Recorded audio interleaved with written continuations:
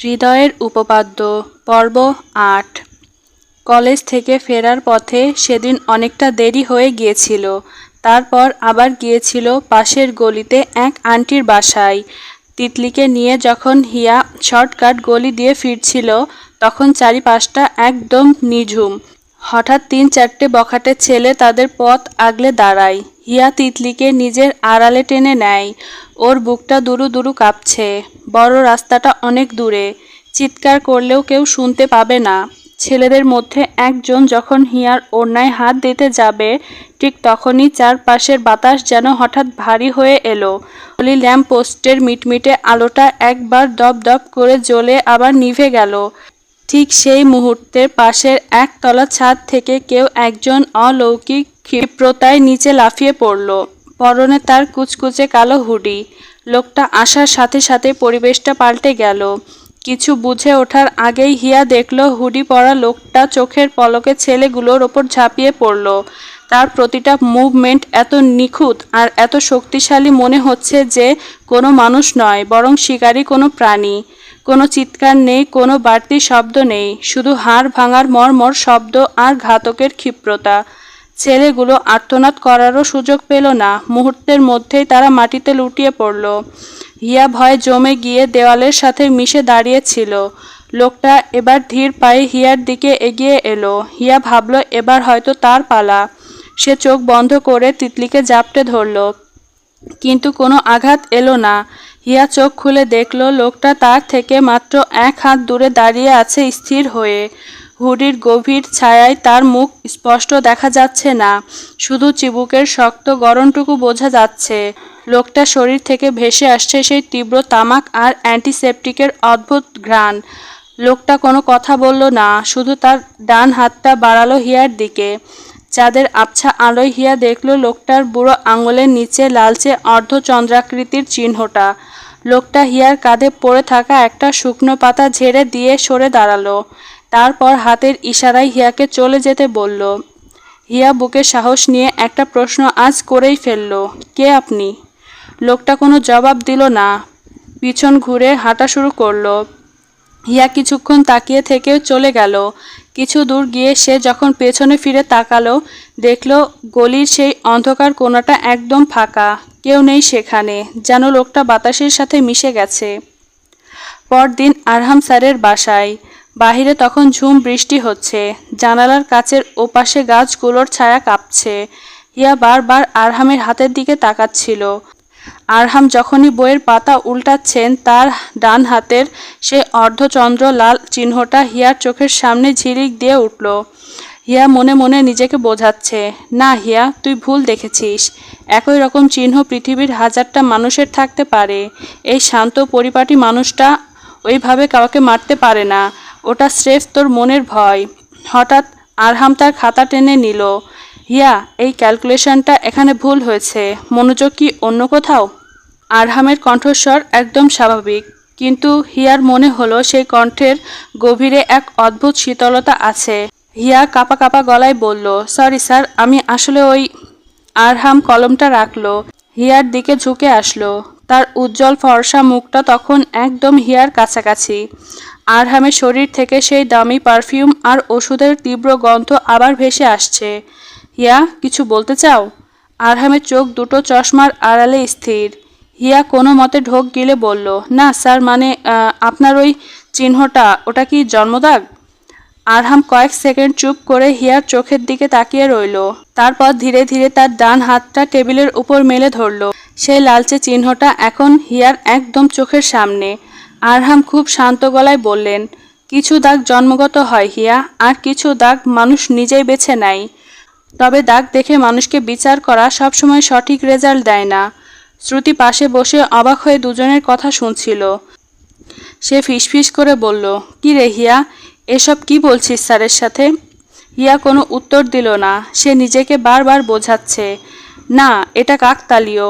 আরহাম sir dragon Prince হতে পারে না। উনি একজন মেধাবী শিক্ষক। পার্কের সেই খুনি তো কোনো এক দানব ছিল। আমি নিশ্চয়ই ভুল দেখেছি। কিন্তু হিয়া যখন খাতাটা নিয়ে ঘর থেকে বের হতে গেল, সে দেখল আরহামের ডাস্টবিনে একটা ছোট সাদা রুমাল পড়ে আছে, যাতে লাল রঙের ছিটে ফোটা দাগ। সেটা কি রক্ত নাকি লাল কালির দাগ হিয়া নিশ্চিত হতে পারল না। কিন্তু হিয়ার মনে দ্বিধা এখন এক ভয়ঙ্কর কুয়াশার মতো ঘনীভূত হতে শুরু করলো। আজ ভোরে হিয়া নামাজ পড়তে বসেছে। যখন পড়ার টেবিলে মাথা রেখেছে তখনই চোখ লেগে আসে। তখনই আবার স্বপ্নে দেখে সেই হুডি পরা মানবকে। কে আপনি? ড্রাগন প্রিন্স বলি যদি বিশ্বাস করবে? তোমার বান্ধবীও তো বলেছিল, বিশ্বাস করেছো কি? হিয়ার শরীর হঠাৎ গরম অনুভূত হতে শুরু করলো। হিয়া লোকটার দিকে অবিশ্বাস্য চাউনিতে চেয়ে রইল। লোকটা বিকট এক হাসি দিতে দিতে বলল, সত্যি জানতে চাও আমার অস্তিত্ব আছে কি না? তাহলে চলো দেখা করো। লোকটা হাসতে হাসতে হাতটা উপরে তুলল। বৃদ্ধাঙ্গুলির সেই নিচের চিহ্নটা অস্পষ্টভাবে দেখা যায়। হিয়ার ঘুম ভেঙে যায়। হাঁপাতে থাকে হিয়া। পুরো শরীর ঘামে ভিজে গেছে তার। হিয়া ভাবতে থাকে কি দেখছে সে এসব?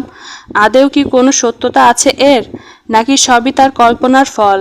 হিয়া সিদ্ধান্ত নেয় সে যাবে ওই পার্কে, তবে হয়তো মিলবে সব কিছুর সমাধান। পরবর্তীতে প্রাইভেটে গিয়ে যখন আরহামের হাতের চিহ্ন একই রকম দেখে বিভ্রান্তিতে পড়ে যায় সে। আর ভাবতে থাকে আসলে কি ড্রাগন প্রিন্স আছে? আর থাকলেও সে কি আরহাম শাহরিয়ার? বর্তমান বিকেল গড়িয়ে সন্ধ্যা হয়ে আসছে। হিয়া দাঁড়িয়ে আছে পার্কের ওই স্থানটায়। বুকের ভিতর অজানা আতঙ্ক, কিন্তু মনে আছে কৌতূহল। কৌতূহল তার বরাবরই প্রখর দেখা যায়। আজ তার কৌতূহল তাকে কোন জায়গায় নিয়ে যায় দেখা যাক। আশেপাশে কোনো মানুষ নেই। হিয়ার কাঁধে একটা ব্যাগ, হাতে একটা টর্চ, ব্যাগের ভিতর ছুরি সহ ছোটখাটো কয়েকটা হাতিয়ার। নিজের নিরাপত্তার জন্য রাখা এসব। আস্তে আস্তে সামনে এগোতে শুরু করলো হিয়া। নির্জন পরিবেশ, শুধুমাত্র শুকনো পাতার খচখচানি। হিয়া যখন পাতার উপর দিয়ে হেঁটে যাচ্ছে তার শব্দ হচ্ছে। যত গভীরের দিকে যাচ্ছে অন্ধকার আরো গাঢ় হচ্ছে। হঠাৎ হিয়ার পায়ে কিছু একটা বাঁধল। টর্চটা অন করে সেদিকে মারতেই চকচকে কিছু একটা দেখা গেল। হিয়া বসে পড়ে জায়গাটা থেকে পাতা সরিয়ে নিল। একটা পেন্ডেন্ট, যার আকৃতিও চন্দ্রাকৃতি, তবে পেন্ডেন্টটা চকচক করছে। সাধারণ কোনো ধাতু দিয়ে যে তৈরি নয় সেটা বোঝাই যাচ্ছে। হিয়া সেটা ব্যাগে তুলে সামনের দিকে হাঁটা ধরল। সামনে যেতেই মনে হলো এটা যেন ওই পার্কটার থেকে পুরো আলাদা একটা জায়গা, একটা জঙ্গল। হিয়া ভালো করে এদিক সেদিক দেখতে থাকলো। এখানে কি করছেন? হঠাৎ পুরুষালী কণ্ঠে শিহরিত হলো হিয়া। ভাবলো সেই ঘাতক কি তবে চলে এলো? হাত দুটো উপরে তুলে ধীরে ধীরে পিছনে ফিরে তাকায় হিয়া। কি হলো বললেন না যে? আপনাকে বারবার বাঁচানো কি আমার দায়িত্ব? চেহারা না দেখলেও চিনতে অসুবিধা হলো না এই লোককে। হাত নামিয়ে হিয়া পাল্টা প্রশ্ন করলো, কে আপনি? বললেও বিশ্বাস করবেন না, চলে যান এক্ষুনি এখান থেকে। হিয়ার যেন কোথা থেকে মনে জোর এলো। কেন? আপনাদের বেআইনি কাজ ধরা পড়ে যাবে তাই না?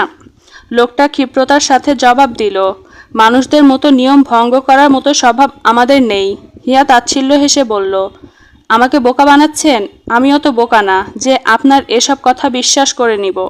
লোকটাও হাসলো এবার। হাত দুটো মেলে ধরে হিয়াকে উদ্দেশ্য করে হাসতে হাসতে বলে, আচ্ছা তাহলে আপনি তো দেখছি অনেক চালাক, তবে আপনার এই চালাকি আপনার কাল হবে। লোকটার পিছন থেকে বিশাল দুটি ডানা বেরিয়ে এলো। হিয়া যেন নিজের চোখে বিশ্বাস হচ্ছিল না। ভাবছিল মনে হয় স্বপ্ন দেখছে। ভয়ে দু কদম পিছিয়ে গেল। মাথার চক্কর দিতে শুরু করলো। হুড়মুড় করে পড়ে গেল। অজ্ঞান হয়ে পড়ে রইল হিয়া। লোকটা আবারও স্বাভাবিক রূপে ফিরে এলো। আশপাশ থেকে আরও কয়েকজন বেরিয়ে এসে লোকটাকে মাথা নত করে সম্মান জানালো। একজন বলল, প্রিন্স এখনই ঠিক সময়, মেয়েটার হৃৎপিণ্ড নিয়ে নিন। লোকটা একটা ছুরি নিয়ে বসলো হিয়ার পাশে। ছুরি উপরে উঠিয়ে যেই না চালাতে যাবে অমনি বড় একটা ড্রাগন ছো মেরে ছুরিটা নিয়ে নেয়। আর বিপরীত পাশে গিয়ে দাঁড়িয়ে নিজের মানুষ রূপে ফিরে আসে। এ আর কেউ নয়, আরহাম শাহরিয়ার ওরফে ড্রাগন প্রিন্স। সকলে তাকে দেখে হতবিহ্বল হয়ে তাকিয়ে থাকে।